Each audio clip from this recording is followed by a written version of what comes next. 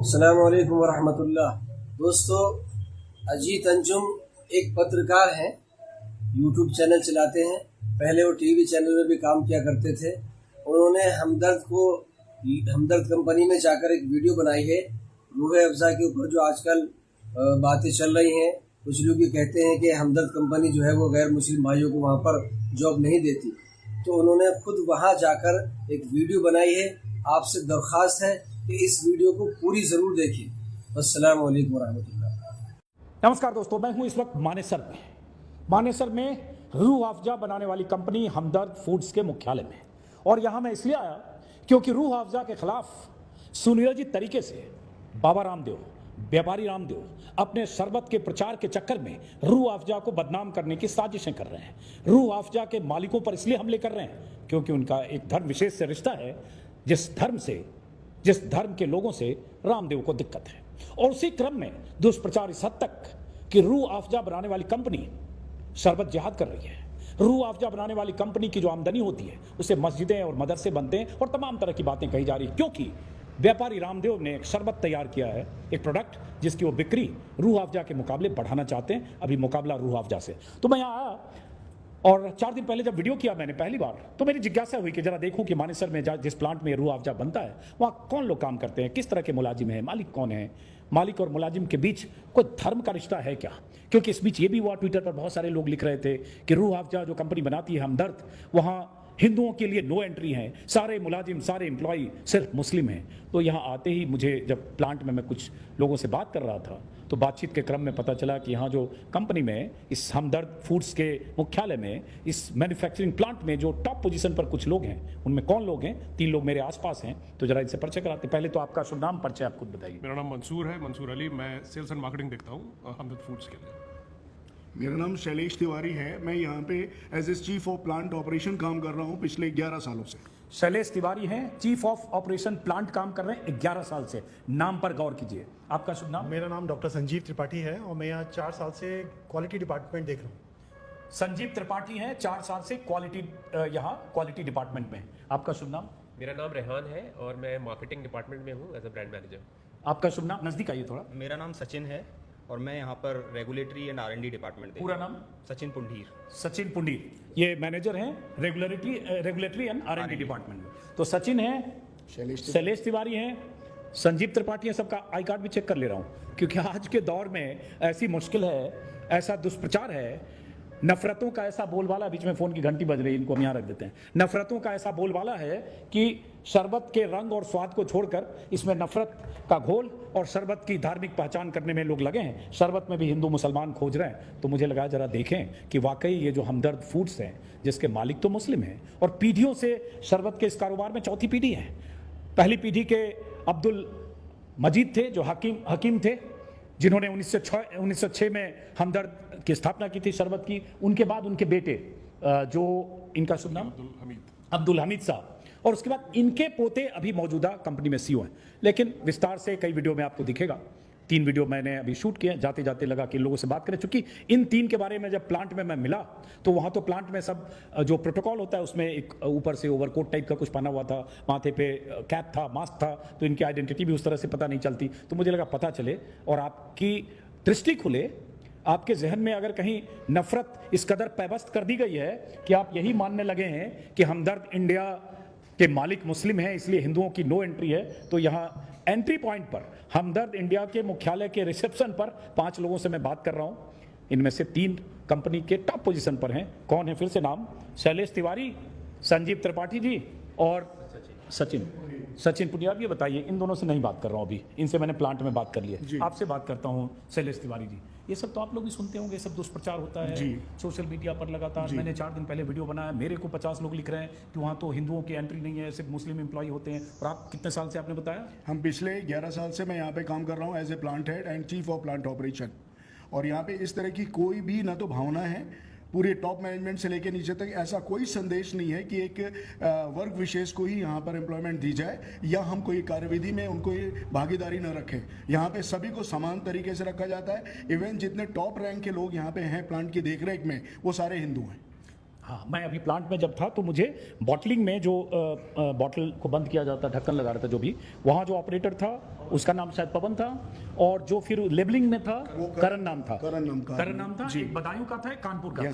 तो जो बहुत इंपॉर्टेंट काम वहाँ कर रहा था, 2 से मैं मिल के आया। और भी होंगे वहाँ पे बहुत ही लोग हैं। अगर हम पूरी स्ट्रेंथ को देखें तो इसमें आपको 60% तक आपको हिंदू मिल जाएंगे। सुन रहे हैं गौर से? वो नफरती लोग जो इस वीडियो के बाद शायद मुझे फिर ट्रोल करेंगे, और जो स्वामी रामदेव या आईटी सेल के लोग जो इस तरह का दुष्प्रचार करते हैं, उनके लिए स्थायी तौर पर यह जवाब है। और जब भी लोग इस तरह की बात सोशल मीडिया पर करें तो ये वीडियो उन्हें जरूर फॉरवर्ड कीजिए कि हमदर्द इंडिया में किस तरह के लोग काम करते हैं। तो ये बताओ, आप भी सुनते होंगे, आप इतने साल से यहाँ काम करते हो, अभी मैं आपके सीईओ जो हामिद साहब, उनसे भी मिला, तो कभी आपको यहाँ इतने सालों से काम करते हुए ये रियलाइजेशन हुआ कि आप हिंदू हैं, मालिकान मुस्लिम हैं, और यहाँ कोई धार्मिक आधार किसी भी तरीके का यहाँ पे पक्षपात नहीं है किसी धर्म विशेष के लिए। और इसमें मैं और भी चीजें अपनी तरफ से बताना चाहूंगा। जो हमारे तीज और पर्व हैं वो यहाँ पर दूसरे जो मुस्लिम समुदाय के पर्व हैं उनसे ज्यादा अच्छी तरह मनाए जाते हैं। हम प्लांट के अंदर यहाँ पे विश्वकर्मा डे मनाते हैं जो बड़ी धूमधाम से, और उसमें सारे एम्प्लॉय हिंदू हो या मुस्लिम सभी लोग शरीक होते हैं, सभी लोग उसमें शरीक होते हैं। होली है, दीपावली है, सभी हम अच्छी तरीके से यहाँ पर मनाते हैं, गेट टुगेदर करते हैं और सभी लोग आकर के हम शरीक होते हैं। उसी तरीके से हमारा कभी ईद होती है या दूसरे पर्व होते हैं तो हम सभी लोग बढ़ चढ़ करके उसमें हिस्सा लेते हैं। कभी ऐसा एहसास नहीं हुआ कि हमें कोई भी वर्ग विशेष या कहीं से कोई पक्षपात किया जाए। अभी इनके केबिन में मैं गया था इनको बुलाने के लिए, यहाँ वीडियो शूट करने के लिए, तो इनके केबिन में देखा मैं बड़े बड़े मॉनिटर लगे हैं और पता नहीं कितने सीसीटीवी लगे हैं, और सारे सीसीटीवी का कंट्रोल सारे मैन्युफैक्चरिंग यूनिट से लेकर और अलग अलग ब्लॉक के सारे कंट्रोल इनके पास है। मतलब इनकी बहुत अहमियत है इस कंपनी में कि ये वहां बैठे हैं जहां से एडमिनिस्ट्रेटिव कंट्रोल पूरी बिल्डिंग, पूरे कैंपस का इनके पास है रिमोट के साथ। तो ये अहम भूमिका, अहम जिम्मेदारी अगर हमदर्द फूड्स के मालिकों ने, ट्रस्टियों ने ऐसे लोगों को दिया है और इन पर उनका ट्रस्ट है, तो आप समझिए कि आप अगर दुष्प्रचार करते हैं तो क्या करते हैं। आपको कभी लगा, संजीव आप 4 साल से हो शायद, हाँ जी, आपको कभी ये फीलिंग हुई? नहीं, मुझे तो कभी फील नहीं हुआ। और यहाँ पे जो भी सिलेक्शन होता है वो मेरिट बेस पे सिलेक्शन है, तो उसमें ऐसा कोई भी पार्शियलिटी नहीं है किसी बेसिस पे। जो मेरिट में अचीव करता है उसका ही सिलेक्शन होता है। आप यहाँ के पहले कहाँ काम करते थे? इससे पहले मैं डाबर इंडिया में था। ओके। और ये मेरी दूसरी पारी है यहाँ पे हमदर्द के अंदर। मैं पहले भी 2008 से लेकर 2012 तक काम कर चुका हूँ इस ऑर्गेनाइजेशन में।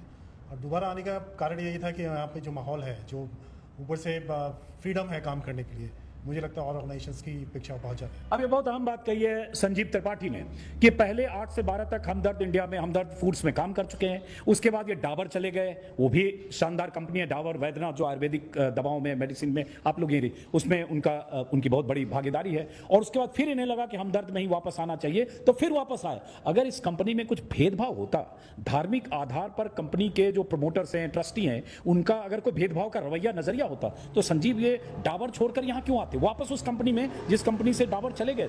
इस आधार पर सोचिए, समझिए। ये वीडियो, बाकी जो 2 वीडियो मैंने शूट किया है अभी, उसके बाद मैं क्लोजिंग वीडियो कर रहा हूं, उससे ज्यादा इंपॉर्टेंट है, क्योंकि उस प्रोपेगेंडा को एक्सपोज करना, जिस प्रोपेगेंडा के तहत बाबा रामदेव, जिन्हें मैं व्यापारी रामदेव कहता हूं, लाला रामदेव कहता हूं, कारोबारी रामदेव कहता हूं, वो, उनकी पूरी फौज और बहुत सारे ऐसे लोग दुष्प्रचार कर रहे हैं। मैं बार बार कहता हूं, शरबत को स्वाद से तय कीजिए, इसकी तासीर से तय कीजिए, मिठास से तय कीजिए। आपको पीना है पीजिए, नहीं पीना है मत पीजिए। ये नहीं किसी और का शरबत पीना है पीजिए, डाबर का पीजिए, बैद्यनाथ का पीजिए, कोई और पीजिए। लेकिन इस आधार पर कि शरबत बनाने वाले मुस्लिम हैं, मालिक मुस्लिम, मुलाजिम मुस्लिम, और इसलिए उसके आधार पर, धार्मिक आधार पर आपने शरबत की भी मजहब तय कर दी, तो यहां इसकी मैं तस्दीक करना चाहता हूं कि ये कौन लोग हैं, और यहां इस आधार पर कोई भेदभाव कम से कम यहां नहीं है। ये वीडियो मेरे लिए बहुत जरूरी है कि आप ज्यादा से ज्यादा लोगों तक पहुंचाएं। फिर आप बताओ सचिन जी, आपको रहते हुए कभी यहां फील हुआ? भाई आपके पर्व त्योहार आते हैं, जैसे इन्होंने कहा कि हम हर पर्व त्योहार को उसी तरह से मनाते हैं, विश्वकर्मा डे और ये, तो जो भी हमारे त्यौहार होते हैं वो हम अपने तरीके से मनाते हैं, और यहाँ पर जितने भी पर्व मनाए जाते हैं सारे समान तरीके से मनाए जाते हैं। अब ये बताइए, आप लोग ये सुनते होंगे, आपसे इसलिए कम बात कर रहा हूँ कि ये तो आपकी धार्मिक पहचान पे ही तो सारे लोग हमला करते हैं, तो इसलिए मैंने कहा कि जरा इनकी पहचान जमाने के सामने, दुनिया के सामने आनी चाहिए। तो आप लोग यहाँ काम करते हो, बाहर ये सब इतना सुनते हो, तो कभी हर्ट होते हो, कभी लगता है क्या हो रहा है यार, फालतू की बातें हो रही है? नहीं, हमारे पास टाइम नहीं है। आई डोंट थिंक हमारा फोकस ये है कि हम हर्ट हो या हम इस तरह की कोई भी सोच रखें। हमारा पर्पज़ ये है कि हम अपने बिजनेस को आगे बढ़ाएं, और जो हमारे वैल्यूज़ एंड कोर वैल्यूज़ हैं कंपनी की, उसको आगे बढ़ाएं। चैरिटी की है, मेडिकल और एजुकेशनल चैरिटी में हम लोग हैं, और अपने बिजनेस में हम काम करते हैं। हमारी इस तरह की कोई ना हम अपनी टीम्स को या हम खुद इन्फ्लुएंस होते हैं, ना हमारे ऊपर इन चीज़ों का फर्क पड़ता है। अच्छा, जो मैंने यहाँ वीडियो रिकॉर्ड किया है रूह अफ़ज़ा के प्लांट में, मैन्युफैक्चरिंग यूनिट में, बॉटलिंग में, कैसे ये शरबत बनाया जाता है, बल्कि ये भी बताया गया कि अब नया नो एडेड शुगर वाला भी ये नया 3-4 साल से है शायद आया है। इसके पहले ये जो पुरानी बॉटल है, पुरानी पैकेजिंग है, जिसका इतिहास 115-17 साल पुराना है, तो ये कहाँ कैसे बनता है वो भी शूट किया है। और जो चौथी पीढ़ी है हकीम अब्दुल मजीद साहब के, जिन्होंने शुरुआत की थी 1906 में शरबत की कंपनी की, उनकी चौथी पीढ़ी के जो सीईओ हैं उनसे भी मैंने विस्तार से बात की। ये आप दूसरे वीडियो में देखिएगा। एक वीडियो और क्या, 3 वीडियो मैंने शूट किया है। सबसे पहले ये वीडियो इसलिए डाल रहा हूं क्योंकि ये बहुत अहम है उस दुष्प्रचार का काउंटर करने के लिए जो दुष्प्रचार लगातार किया जा रहा है शरबत की धार्मिक पहचान तय करके, शरबत में हिंदू मुसलमान खोज करके। बाबा रामदेव ने अगर कोई शरबत बनाया, उनकी कंपनी ने शरबत बनाया, आज की तारीख में 40-45 हज़ार करोड़ की कंपनी है, उनके मुकाबले देखें तो हमदर्द पूरे ग्रुप की शायद का टर्नओवर 1000-1200 करोड़ होगा। तो उस इतने बड़े साम्राज्य के व्यापारी बाबा को शरबत बेचने के लिए, अपने प्रोडक्ट के प्रचार करने के लिए एक 115-17 साल पुरानी शरबत कंपनी, उस पर हमले करने की जरूरत क्यों पड़ी? क्यों कहना पड़ा कि शरबत बनाने वाली ये कंपनी, ये लोग शरबत जिहाद कर रहे हैं, मदरसे और मस्जिद बनवा रहे हैं?